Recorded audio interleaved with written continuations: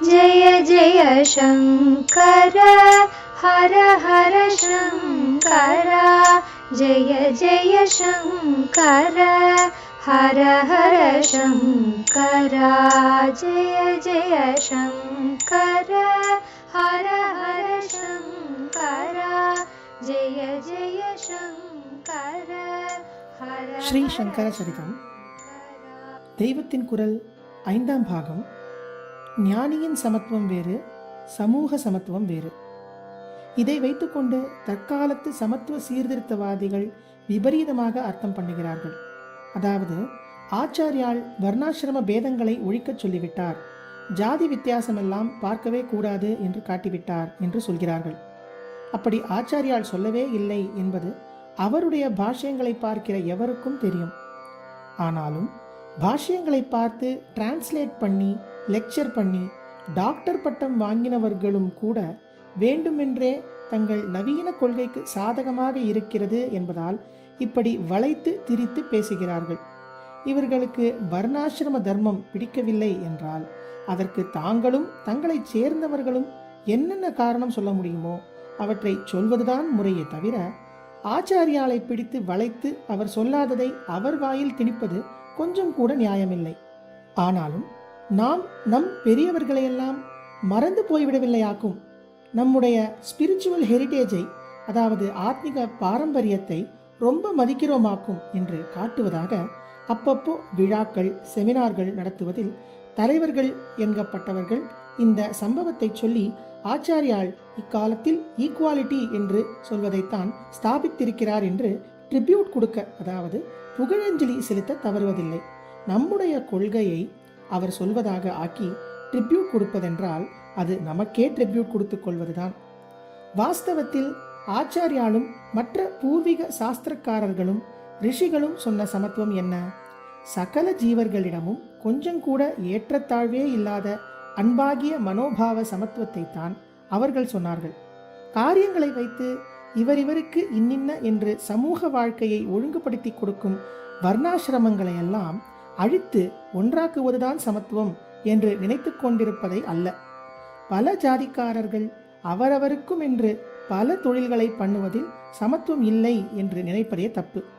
அந்தந்த தொழிலுக்கு ஏற்றபடி ஆகாரம் முதலானவை இருக்கும். வித்தியாசமாய் இருக்கிறதே என்று எல்லாவற்றையும் கலந்தால் எந்த தொழிலும் சரியாக நடக்காது. ஜுவரக்காரனுக்கு வெந்நீர் வேண்டும், குடல் புண்காரனுக்கு ஜில் என்று ஜலம் வேண்டும், பூஜைக்கு மடி ஜலம் தனியாயிருக்கும். பருப்பு வேகணும் என்று சமையலுக்கு மாத்திரம் எங்கேயாவது போய் ஜலம் கொண்டு வந்து கொஞ்சம் வைத்திருப்பார்கள். குளிப்பதற்கு துணிகள் துவைப்பதற்கெல்லாம் வேறே ஜலம் இருக்கும். அந்த துவைத்த ஜலத்தை கூட சுருணையை அலசலாம் என்று சேர்த்து வைத்திருப்பார்கள். இதெல்லாமே அவசியமான காரியம்தான். சமத்துவம், உசத்தி, தாழ்த்தி என்ற வார்த்தைகளுக்கே இங்கே இடமில்லை. ஆனால் அப்படி சொல்லி எல்லா ஜலத்தையும் கலந்து ஒன்றாக்கிவிட்டால் அத்தனை காரியங்களும் தானே கெட்டுப்போகும். சமூக வாழ்க்கையில் சமத்துவத்திற்கு வேறே என்ன நியாயம் சொன்னாலும் சொல்லட்டும். ஆனால் இதனால்தான் ஒற்றுமை ஏற்படும் என்று முதலிடம் கொடுத்து சொல்கிறார்களே, அது புரளிதான். மற்ற தேசங்களிலெல்லாம் வர்ண வியவஸ்தை இல்லைதானே, ஆனால் அங்கேயெல்லாம் ஒற்றுமைதான் நிலவுகிறதா? எத்தனை சண்டையும் கலகமும் உண்டோ அத்தனையும் தான் நடக்கின்றன. நம் தேசத்திலேயே இந்த கொள்கை கொண்ட எல்லாரும் ஒற்றுமையாகத்தான் இருக்கிறார்களா என்று அவர்களுக்கே தெரியும். தேசத்திலும் இந்த கோஷம் வந்த பிற்பாடு ஏற்பட்டிருக்கும் சண்டையும் போட்டியும் முன்னே ஒருபோதும் இருந்ததில்லை. அதெல்லாம் சரி, ஆனால் இப்போது காரியத்தை வைத்துதான் ஜாதிகள் பிரிந்திருக்கிறதா என்று கேட்டால் இப்போது அப்படி இல்லைதான். எல்லாரும் ஒரே லௌகிக லட்சியங்கள், லௌகிக சௌக்கியங்கள், லௌகிக போட்டிகள் என்று இறங்கிவிட்டதால் முன்னே ஆத்ம லட்சியத்தையும் ஆத்ம ஸ்ரேயஸையும் முக்கியமாக வைத்து அதற்கு அனுகுணமாகவே இண்டிவிஜுவல் லைஃப், அதாவது தனியார் வாழ்க்கை, சோஷியல் ஆர்டர், அதாவது சமூக ஒழுங்குமுறை இரண்டையும் போட்டியில்லாத பாரம்பரிய கிரமத்தில் வைத்து செய்திருந்த வர்ணாசிரம விபாகங்களை உடைத்து காரியங்களை ஒன்று கலந்திருக்கிறோம். இதற்காக ஆதியில் அவர்கள் அப்படி பண்ணியதே தப்பு என்றால் எப்படி? அல்லது அவர்கள் பண்ணவே இல்லை, பண்ணியிருந்தால் ரொம்ப பக்ஷபாதிகள் என்றால் எப்படி? ஆக சாஸ்திர சம்பிரதாயத்தையே தான் சொன்ன ஆச்சாரியால் நம்முடைய காரிய லோகத்தில் ஈக்குவாலிட்டி என்று நினைத்து இப்போது சொல்கிற எதையோ சொல்லவில்லை. நடுவில் சிதிலமாயிருந்த வர்ணாசிரம தர்மத்தை அவர்தான் மறுபடி ஜீர்ணோத்தாரம் பண்ணினார். இப்படி நான் சொல்வது இங்கேயே யாருக்காவது பிடிக்காமல் ஏமாற்றமாக, வருத்தமாக, கோபமாக இருக்குமானாலும் கூட, ஐயோ அப்படியானால் அவரை புத்தர், ஜினர், காந்தியோடெல்லாம் சேர்த்து சொல்ல முடியாதா என்று துக்கமாக இருக்குமானாலும் கூட, நிஜத்தை எப்படி சொல்லாமல் இருப்பது?